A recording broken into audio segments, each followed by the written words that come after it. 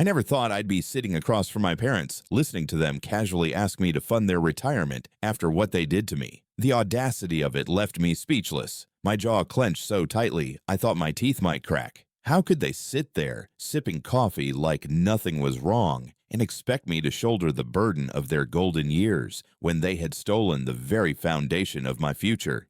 It all started when I was 18, fresh out of high school and ready to chase my dreams. My grandparents had set up a college fund for me, a modest but crucial nest egg meant to ease the financial strain of higher education. It wasn't enough to cover everything, but it would have made a world of difference. I imagined myself walking onto campus with a sense of security, knowing I wouldn't drown in debt before I even graduated. But that dream evaporated the summer before I left for college. My younger sister Harper turned 16 that year, and suddenly, everything revolved around her. She wanted a car, not just any car, but a brand new luxury SUV. At first, I didn't think much of it. Teenagers are entitled to their fantasies, right? But then my parents announced they were buying it for her, using my college fund.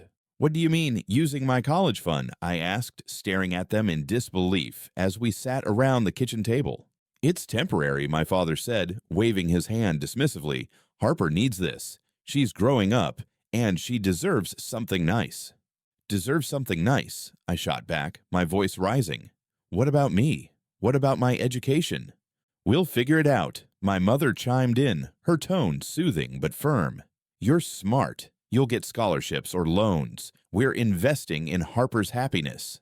Investing in her happiness? My stomach churned at the words. They weren't investing. They were stealing. And no amount of sugarcoating could change that. By the time I realized how serious they were, the damage was done. The money was gone, funneled into Harper's shiny new car, while I scrambled to cobble together tuition payments and living expenses. Scholarships helped, but not nearly enough. I worked 2 jobs during the school year and took on extra shifts over summers, barely keeping my head above water. Meanwhile, Harper drove her luxury SUV to school every day, blasting music and posting pictures of herself leaning against it on social media. Her captions were filled with gratitude toward our parents, oblivious to the sacrifices I was making for her benefit. Every time I saw one of those posts, resentment bubbled inside me. Did she even realize the cost of her happiness? For years, I avoided my family as much as possible. Holidays became tense affairs, punctuated by awkward silences and forced pleasantries. Harper acted like nothing was wrong, while my parents refused to acknowledge the damage they'd caused. The betrayal festered inside me, growing darker with each passing year. I built a life for myself, one without them, focusing on my career and finding solace in independence. But the anger never fully went away. Then came the call that shattered the fragile peace. My father's voice trembled on the other end of the line. "We need to talk," he said, his tone heavy with guilt. "About our retirement plans." My stomach churned at his words. "Why are you telling me this?" I asked sharply, though I already knew the answer. "We want you to help us," he replied softly. "We've been calling Harper, but she doesn't seem interested. You're the responsible one. We thought maybe you'd understand." Understand? After everything they'd done to me? The audacity of their request hit me like a punch to the gut. They had stolen my future, leaving me to scrape by while Harper lived comfortably, and now they expected me to bail them out.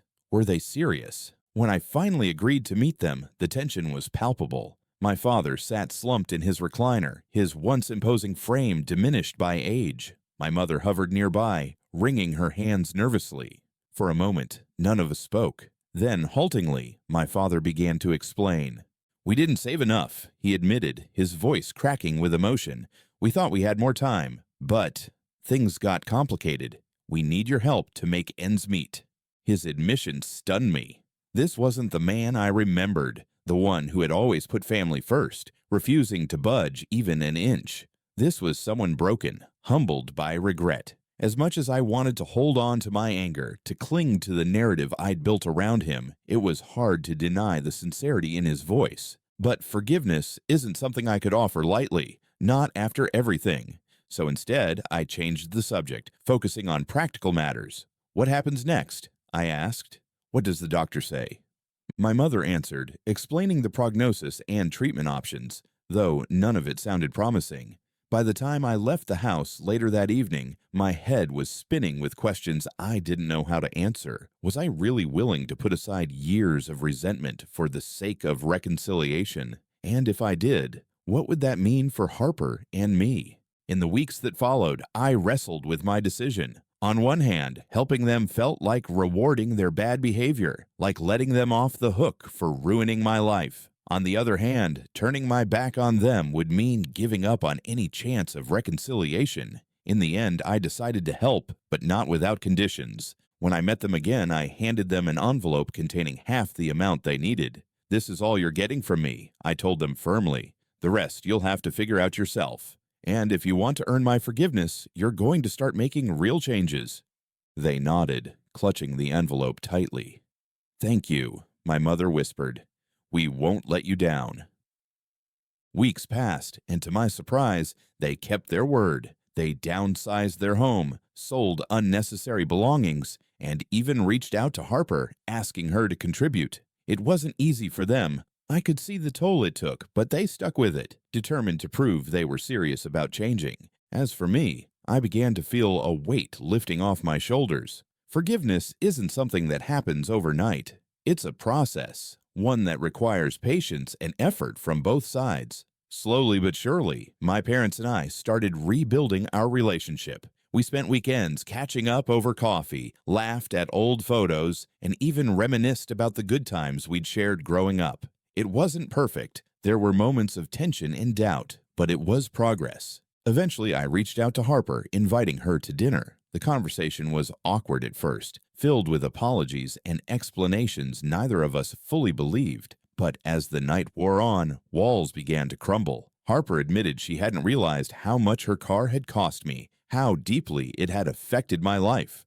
Her remorse was genuine, and for the first time, I saw her as more than the selfish teenager she used to be. Looking back now, I realize that forgiveness isn't about forgetting or excusing the past. It's about choosing to move forward, even when it's hard. Harper's betrayal taught me resilience, self-reliance, and the importance of setting boundaries. But it also reminded me that people can change if they're willing to put in the work. Life doesn't give us clear-cut endings, no matter how much we crave them. Some wounds may never fully heal, and some relationships may never return to what they once were. But sometimes, amidst the chaos and pain, there's a glimmer of redemption, a chance to rewrite the story in a way that honors both the scars and the healing. In the end, Harper didn't just take from me, she gave me an opportunity to rediscover the bond we once shared. And while I'll never forget what she did, I've learned that love, even flawed, complicated love, is worth fighting for.